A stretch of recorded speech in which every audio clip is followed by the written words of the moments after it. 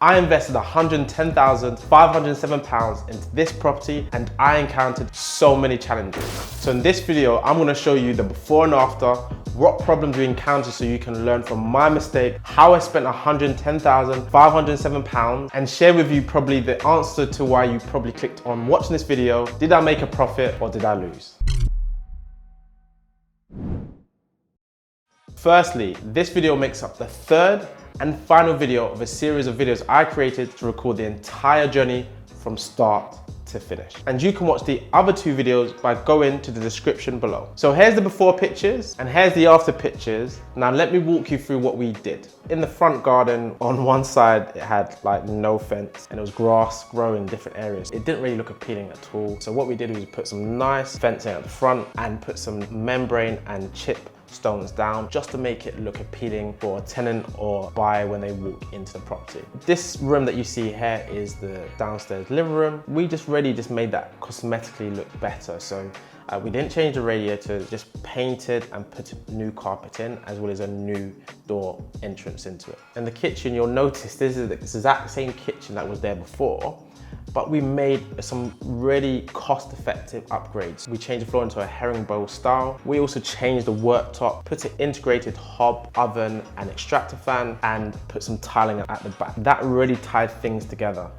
to make it look really modern, and actually we got a lot of raving reviews because of that. Okay, and then the ground floor, WC. If you remember from video 1, you didn't actually see the toilet, it looked like it was a storage cupboard.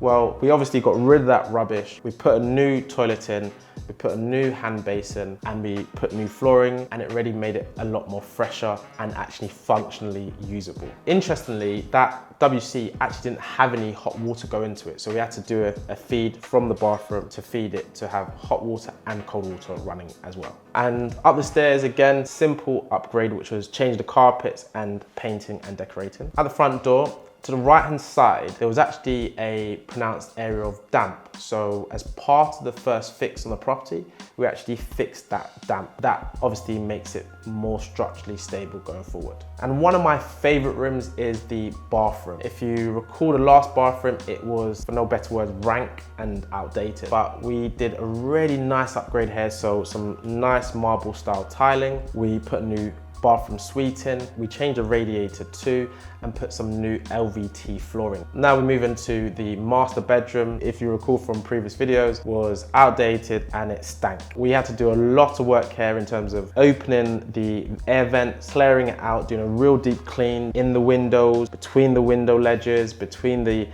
window frames as well, plugging in several air fresheners and leaving it overnight to really kill that rodent smell. As well as that, we changed the carpets, we painted and decorated, put new dooring, and put some new lighting in as well. Now move into another bedroom, which is similar. We painted and decorated, we put new carpets and put a new lighting as well. And this, as you'll see, is the back garden. So from before pictures, you'll notice that it was mahoosive and a lot going on. So we cleared that all out, put some new beams to make it aesthetically pleasing. We jet washed all the flooring, and we also did some jet washing in the guttering and the downpipe to again make that look appealing to the user once they walk in. When you look at the afters, it looks all great, but we encountered several challenges with key lessons that can be taken from it. So firstly, right at the end of the refurbishment, we're just doing our last walk around to check the snags and to see if there's any final things that need to be done. Interestingly, we went around the ground floor, perfect. We went upstairs to the bedroom, perfect. The second bedroom, perfect. Bathroom, perfect. We walk into the third and final bedroom and we saw this. Literally the day before, someone had come in surprisingly and put wallpaper in one of the alcoves, because it was only 2 days before that we had just done the last set of snags. This was a huge surprise to us. So a key lesson is make sure you double down on security when doing a refurbishment project. Second, we really underestimated the back garden. So when I'd initially seen it, I just thought, you know, it was gonna be a simple cut, cost a few £100s. But when we really got into it, it was a huge project. So I'm talking about loads of debris and brickwork and what seemed to be barbecue area, a pond. And we also had a huge shed. On top of that, the landscaper that we usually use, he was fully booked out and we were pressed for time. Unfortunately, encountered a really challenging situation with one of the new landscapers that we had found. There were so many challenges. Like the work that we initially agreed upon obviously had to increase. We agreed a price, but then when it came to paying, they increased the price by nearly 50% more. And at the same time, the quality of the work really wasn't up to scratch. We had, for example, you'll see another picture, the fence sloping downwards. So one of the key lessons I'll take away is truly vet your tradespeople, especially when working with someone new. And the third challenge came to be with council tax. So there's two things to be aware of here. The tenant that we had moved on, they had lied to the council of when they had moved on, saying they had left 2 or 3 months earlier. So we had to pay for that additional council tax. Because the property was empty, in certain councils, like the one this property was in, they actually charge double tax. So the key lesson here is be aware of whether your council charges double council tax for an empty property. So the fourth challenge is, if you go back to video number 1 of this transformation of this property, our initial plan was actually to refurbish the property and rent it out. Now we refurbished it, we promoted it, and we were expecting to rent it for around $800 to $850 per calendar month. And over a period of 2 months, we struggled to find tenants that fit the quality that we wanted. We had a lot of demand, but they just weren't the right type of tenants that we want for long-term stable rent. So after that initial period of time, we decided to actually go down the route of selling the property. So the key lesson here is always have a plan B when you invest in property. So let's go over to the whiteboard and go through the numbers. We bought this property for £82,000, including the stamp duty and legals, £3,412, coming to a total of £85,413. So that was the initial purchase price, acquisition cost. Now let's go into the refurb and maintenance and all that goes into it. So refurb costs came to £16,050. If you go back to video 1, you'll realize that we put a budget of £8,000 to £12,000. Us going over that, if we use 12,000 as the reference, was down to us having to pay for the higher cost on the landscaping. Then we've got security. Now, this is something I didn't factor in, and considering what I've mentioned in terms of having someone come in a day before and put that wallpaper up, security, once we sold the property, one of the key things I put in place straight away was having someone go and check the property every 2 days.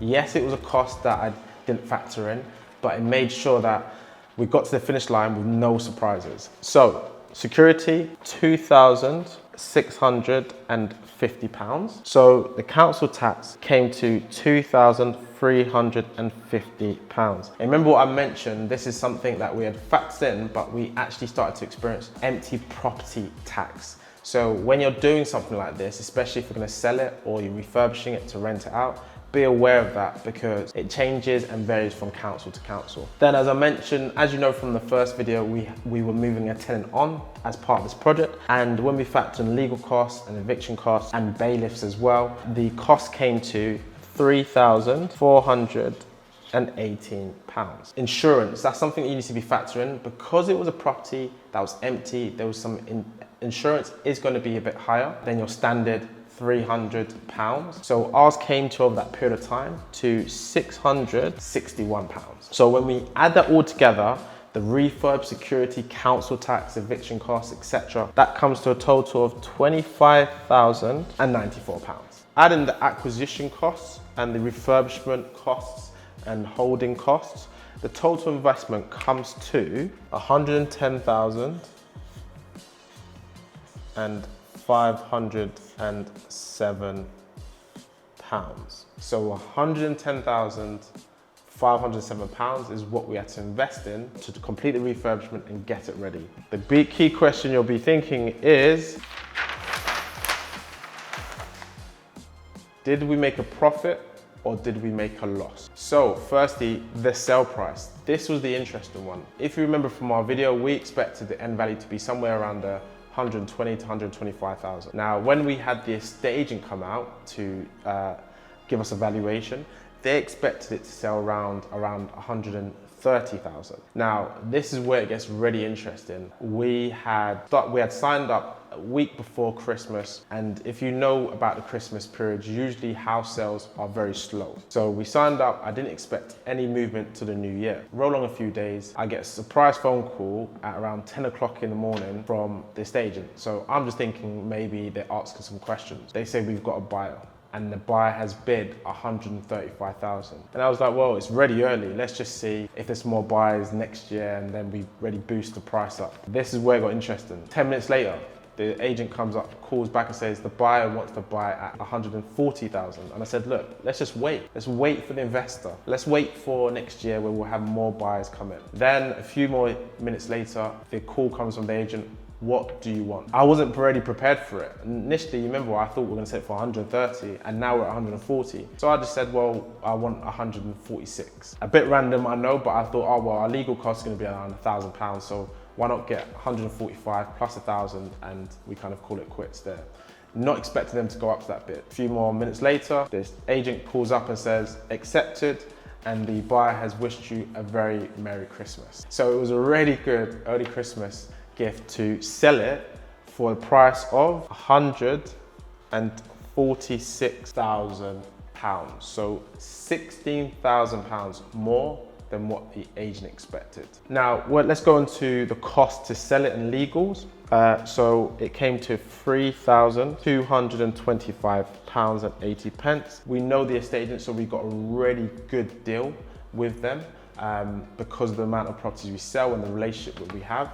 We got a really good deal there. And then when we kind of factor in that the sale price was 146, but there were costs associated, the net price to us is £142,774.20.